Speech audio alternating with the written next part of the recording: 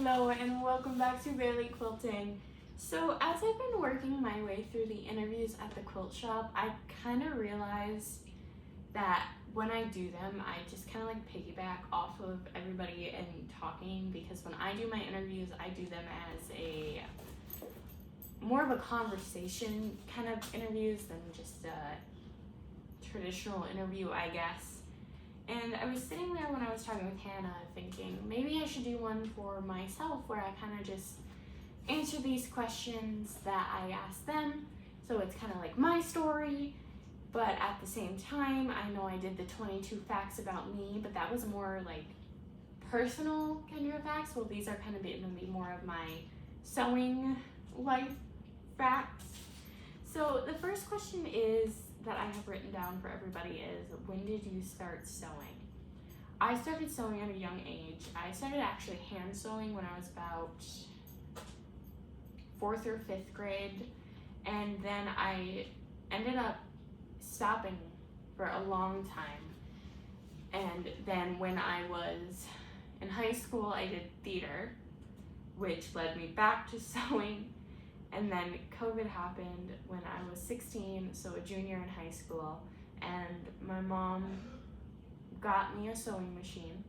I helped her buy a sewing machine for me, and it a lot happened where I ended up hating sewing for a long time again, and then I fell back into it my senior year of high school with quilting. And with quilting, my mom wanted to teach me, and I hated it. I hated every second of her trying to teach me things because I just wanted to do it. I didn't want to practice. I just wanted to go. And after I just was like, I'll just do it on my own time and figure it out myself, is when I started falling in love with it again. So that is like when I started sewing, because my mom probably taught me the most other than myself. And then once I started at the quilt shop, Hannah taught me a lot. Hannah taught me to bind. Hannah taught me just like basic machine care, where my mom taught me more of like blocks and how to do bobbins and use a seam ripper properly. It depends on how I look at it. My mom taught me more of actual sewing, while Hannah taught me more of the mechanics behind it. So it really is depends on what you're asking, who taught me what kind of situation. And I do remember my very first quilt. I might have a picture of it. Boom, if I do. It was just a simple jelly roll race, as I wanted to make a quilt and I needed to practice my straight line stitching. So my mom was like, do a jelly roll quilt. And I still love doing jelly roll quilts to this day. My absolute favorite pattern is the oversized spool of thread to make. I have made so many. I love them. That's my favorite thing to sew. And what initially drew me to quilting is, like Jordan, I come from a long line of sewers, mostly on my dad's side. So my dad's mom quilted, and I know on my mom's side there was a lot of sewing, not necessarily quilting, but my mom definitely is a big sewer, and I believe she started in high school in a home economics class. And I believe she started with curtains and clothes, because she didn't get into quilting until about 2020. I'll text for confirmation, actually. Hang on.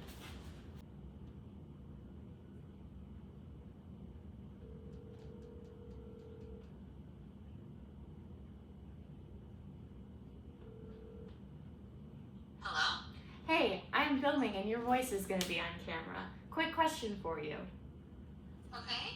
When you started sewing, did you it was home economics class, right? And it was more like clothes and stuff, not quilting, right?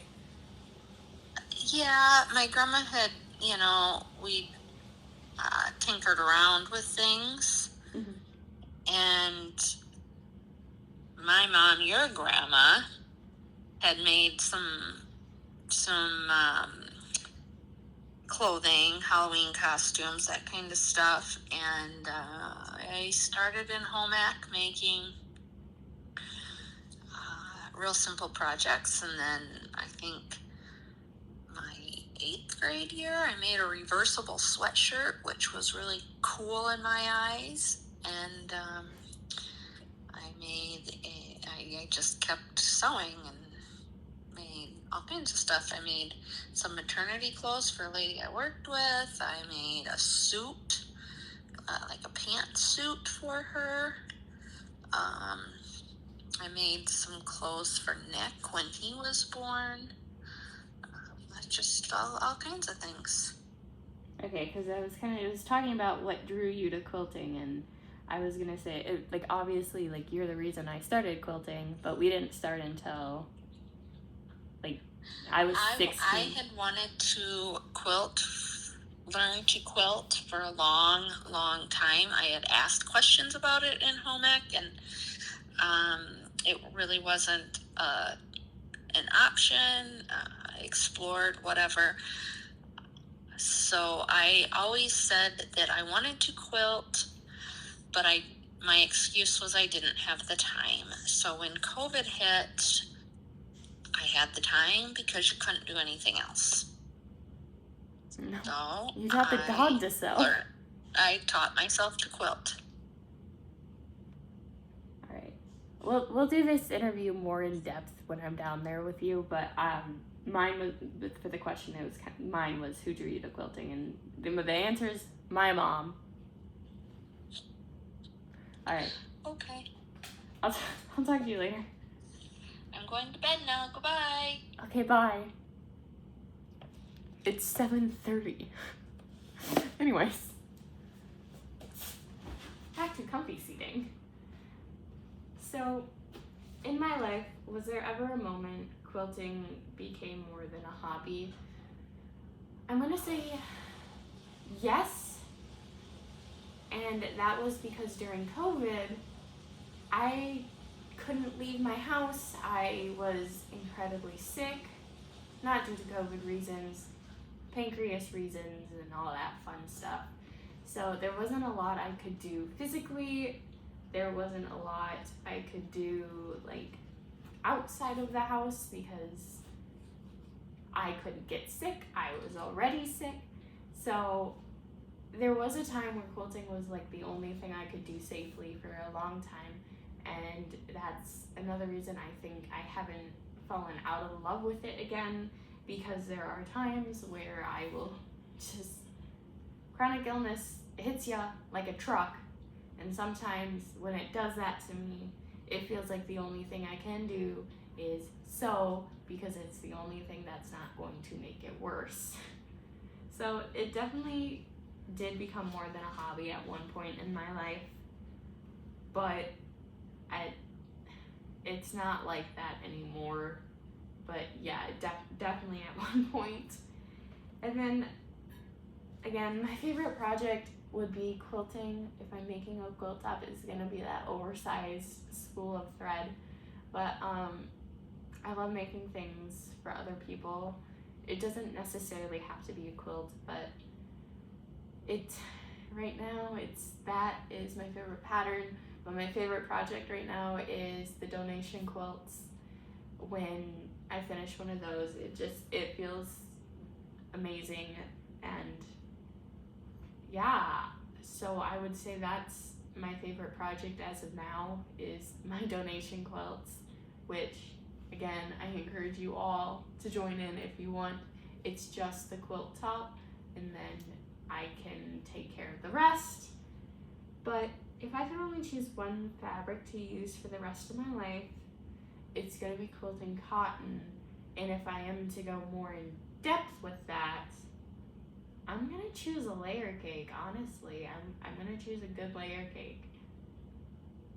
My mom is gonna be shocked. Hannah's gonna be shocked that I didn't say a jelly roll or like a 2.5 inch strips. But I'm going with a layer cake.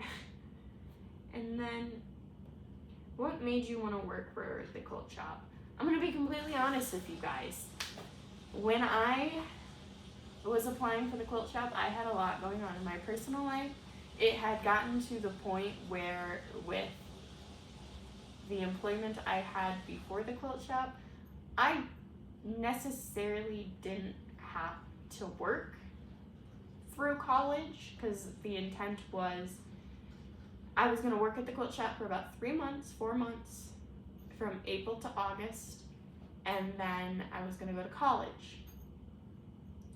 Well, I didn't go to college. I did, and then it just, I hated it. I was only there because I felt like my parents wanted me to be there. It was a lot. I had done classes before, credits didn't transfer. It wasn't for me. And I necessarily, like I said, I didn't have to work because of some employment I had beforehand. I was all right financially, but I stayed with the quilt shop because I love the quilt shop. I was at the point in my life where I said, I'm gonna get a fun job. I didn't love the stress that came with my last job. I didn't love having to stay on top of trends that came with my last job. It was very content forward, staying on top of everything, and I didn't want that. I wanted something fun where I could be face to face with people, working one-on-one, not me in front of 200 people being like, haha, laugh at my jokes. And I'm very grateful I had that, and I always will go back to that when I can, but I'm gonna do it when I want to do it, not because I need to do it. So working for the quilt shop was kind of, I got a good vibe from this place. I heard good things about them. I was moving. It was, I don't know, I just wanted to meet people. I had no friends when I moved here. I hadn't lived here for almost 14 years. I was starting over, and it's like, if I'm gonna start over, I'm going to meet people who have common interests as me, and I'm not gonna sit here and lose my mind at a corporate job, because it's not healthy to sit in your basement for 16 hours a day. But then that leads to my next question that I like to ask of how many quilts do you think you've made in total? So in total, I'm probably just a baby compared to Hannah and everybody else. They do the samples, they've quilted longer than I've been able to reach the pedal on my machine. Jordan graduated high school, I think she said in 2015 or 2016. Or she graduated college in 2016, I believe, and I was like, okay, cool. I was going into 6th grade. So I've only probably completed about 30 to 40 quilts. So not quite as much as Jordan or Hannah, but it's still a pretty good number. And then what tools or supplies do you think are the most important to have? A rotary cutter, wonder clips, good thread, lots of bobbins, and hot take crickets. Crickets are a great quilting tool, and I love them, and I like to use them for cutting blocks. So I'm gonna go with a cricket and all that stuff too that I mentioned beforehand, and a Roxanne. She's pretty great at, like, if I drop fabric, I'm like, hey, can you hand that to me? And she hands it to me. She's pretty cool. You should get yourself a Roxanne, but you can't have mine. And then, what's the funniest or most memorable quilting moment you have? I have quite a few. I have when Buddy, our cat, somehow stepped on our pedal when I was leaned over my machine and sent my hair through. The day I brought Roxanne home, first thing I did when I brought her inside was I brought her to my sewing machine and desensitized her to the noise. So now anytime I'm sitting at my table and she hears it, she just wants to see what I'm doing and just watch. That's probably one of my favorite ones. Just fabric shopping with my mom is always going to be memorable. just it's the basic things for me that are really memorable, that have like nothing to do with actual sewing, like spending time with my mom, hearing about the retreats the quilt shop does, to making bandanas for my dog and seeing her run around in them, or I made my boyfriend a Packers pillowcase and just he loved it and he was just so impressed, and it's like just I don't know, it's just the little moments of people seeing what you can create and accomplish that are the super memorable moments for me. And I know it sounds silly, but when we were open in the shop when I started working there, I loved helping people who were brand new figure things out. I remember there was this one lady who came into the shop, knew nothing about sewing, nothing about quilting, and she was like, so what does it mean to have actual quilting done? What is that? And being able to explain how and what quilting is, because I always explain it as, think of it like a sandwich. So you're gonna have your background fabric, or your backing, which is going to be the bottom piece of bread. You're going to have whatever batting you choose, which is gonna be the filling, that is what's going to keep you warm. And then you're going to have your quilt top, which is going to be the top layer of the sandwich.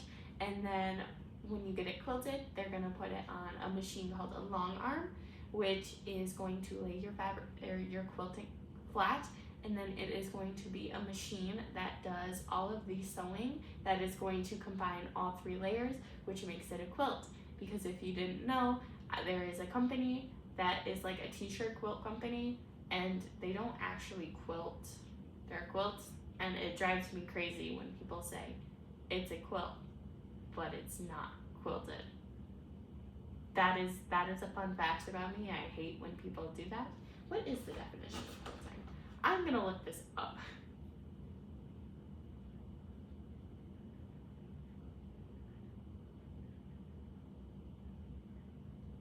The process of stitching together at least 2 layers of fabric, typically a top fabric, batting, and a background to create a thick, warm, and often decorative textile.